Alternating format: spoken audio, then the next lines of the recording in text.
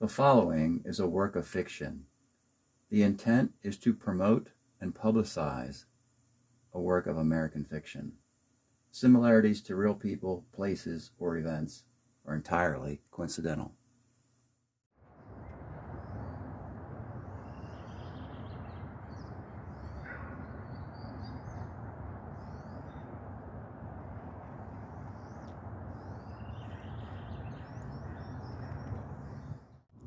Hello again, viewers, and welcome to another Paul Flum reads from his novel, HENRI EDSON XIMENEZ. Today's chapter is chapter 18, Forsyth Park.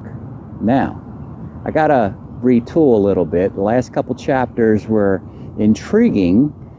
Chapter 16, Johnson & Johnson, we ended up in the middle of 9/11 tragedy between the Tower 1 and the Tower 2 that most Americans know a lot about.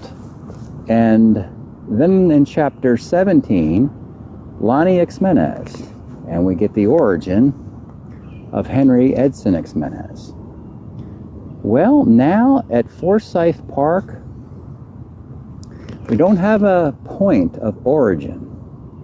It doesn't say where we are starting out from. We have been moving through different timelines, and all we know is the chapter is called Forsyth Park, which, by the way, is located in Savannah, Georgia. So I assume we're gonna be there. Today, however, I decided to shoot this in North Portland at the wonderful Chimney Park. They have a off-leash center for walking your dog and so forth. They have beautiful trees in the spring buds on them as well. It's a wonderful nature park. They also have a frisbee disc golf course, though it could get kind of confusing if the frisbee disc golfers mix it up with the canines, because you know how that kind of goes. Any event, we'll get started shortly in chapter 18, Forsyth Park.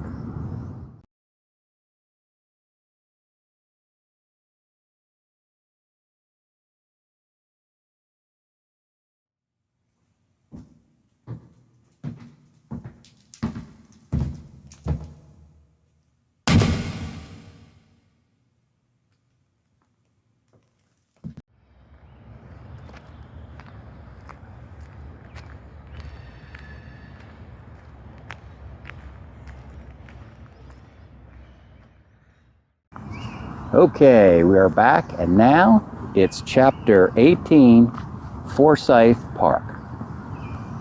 Hey, wake up. On a park bench. A frisbee zinged by and clocked you in the forehead. Didn't have much effect. You were dozing off on a park bench. It is afternoon, the weather is clear, a bit humid. Check your watch.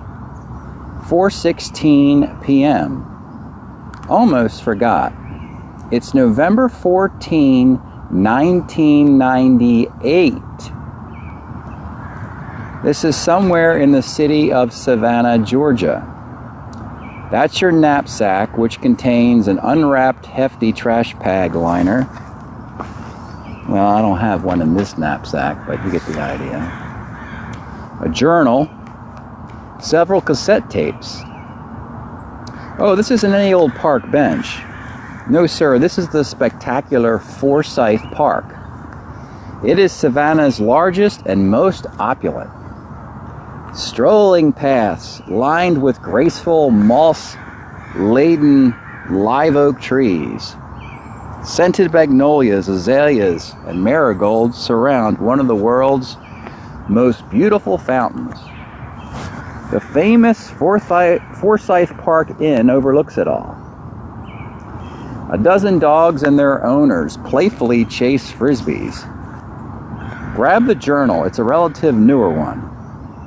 A few photographs fall from it. Aha, that's a Polaroid taken in the master bedroom. The three windows to the south decorated with various hanging plants and flower pots on the window ledge. The two ficus trees on either side of a halfway filled aquarium. On those ficus trees, strands of Spanish moss hanging, intermingling.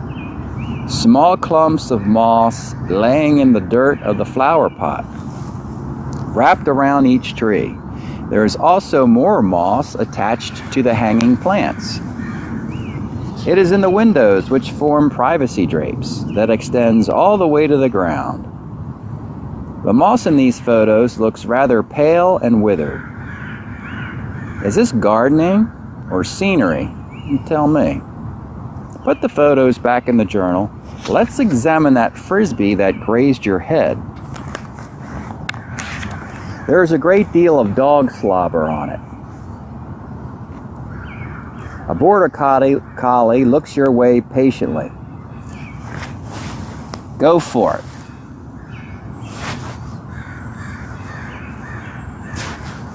You toss, he runs, he leaps.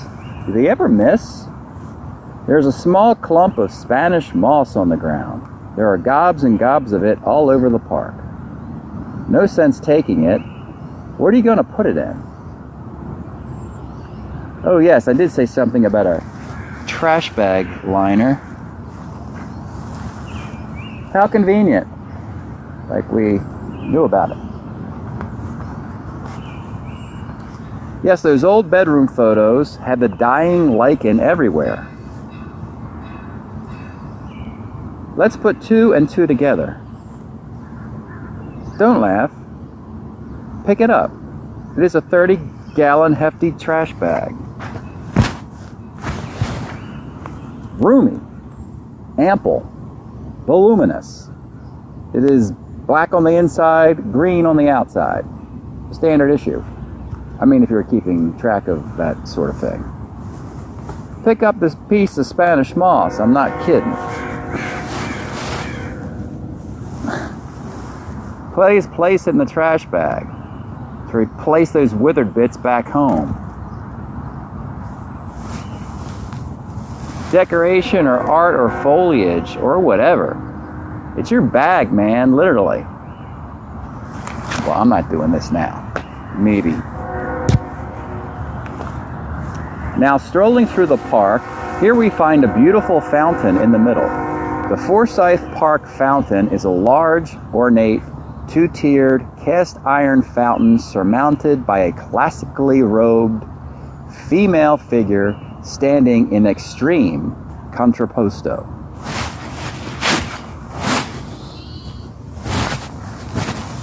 Or the equivalent. Holding a rod. Water comes from this rod into the top basin in which she is standing. Nearby, a live oak with some moss dangling on a branch. Talk about low-hanging fruit. Reach up and grab a hunk off the tree. At the end of the park, an old mansion. The mansion on Forsyth Park is chic and luxurious, inspired by the artistic drama of historic exterior design. Contemporary interiors accentuated with over 400 pieces of original artwork. A gourmet restaurant, a tranquil spa, hands-on cooking classes for an extraordinary cultural experience in architecture, art, music, and cuisine. It's all that and a bag of chips. To the front, sir.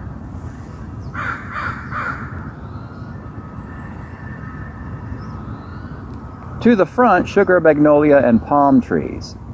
Pretty amazing, though not suitable for your budget. But hey, even more Spanish moss. Where do they get it all? Who puts it all over these trees? No sense wasting any space in that bag. Pick up the pieces until you're full. Okay, done. Now let's find the transportation. A year ago, it would have been the truck.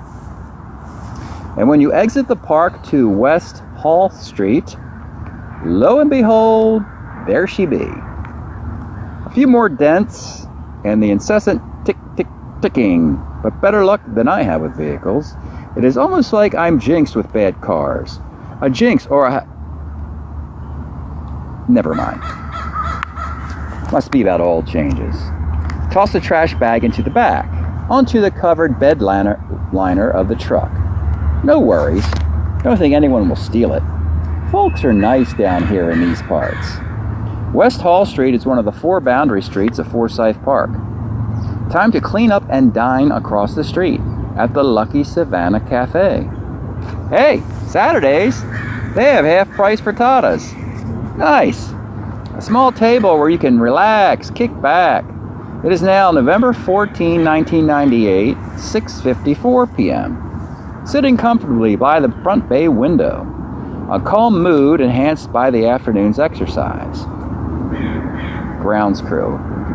Landscaping or something, I don't know. Outside, a gas lamp pops on in the dusk. Enjoy chai latte. Get some caffeine in your wiring. Might be a good time to do some reading, or writing, or both. Let's check out that journal more closely. A glossy color print document stored in the inner sleeve. A remnant from a press kit entitled New Orleans Bath. And that concludes Chapter 18, Forsyth Park. Well, it seems this might be a departure point to a second story here. We're starting in 1998, which is a year after the New Orleans trip. And he finds a press kit for something called New Orleans Bath. About a year later, editing, writing, compiling, distributing. Yeah, I could see something like that happening in a year. Let's go check out a little bit more of Forsyth Park here at the end, though. Again, I want to thank Conscious Publishing before I go, and the Shrimp Trawler channel, and I hope you're enjoying the series. Thanks for tuning in.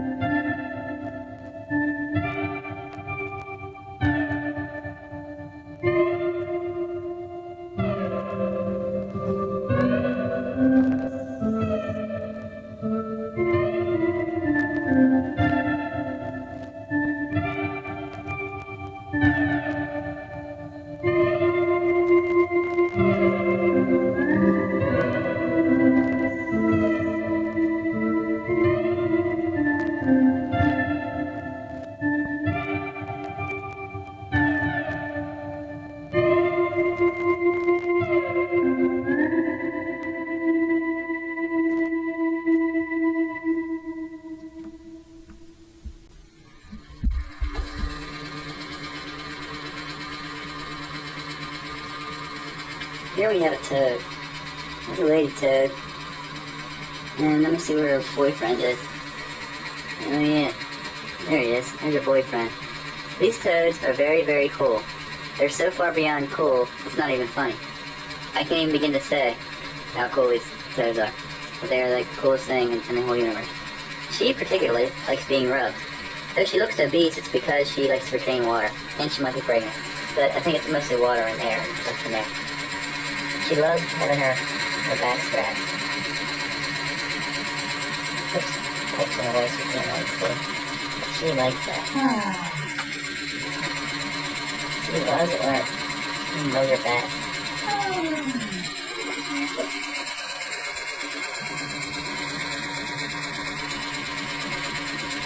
That's pretty cool. He's starting to get into it too. He never used to, but lately he's been enjoying getting himself rubbed. And he likes that. Yeah. I like it when that guy rubs me. It's cool. Nobody else in the Wild Kingdom rubs me. Well, that's probably the course for your average toad.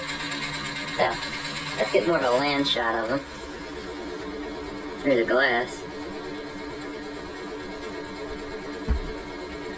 And there they are in the wild here. Alright, now let's go into the watery region of the Sahara and see what's going on. Anything exciting happening here? Well, we've got a lot of underwater life happening here, but it might be too dark. Oh, we have a fiddler crab.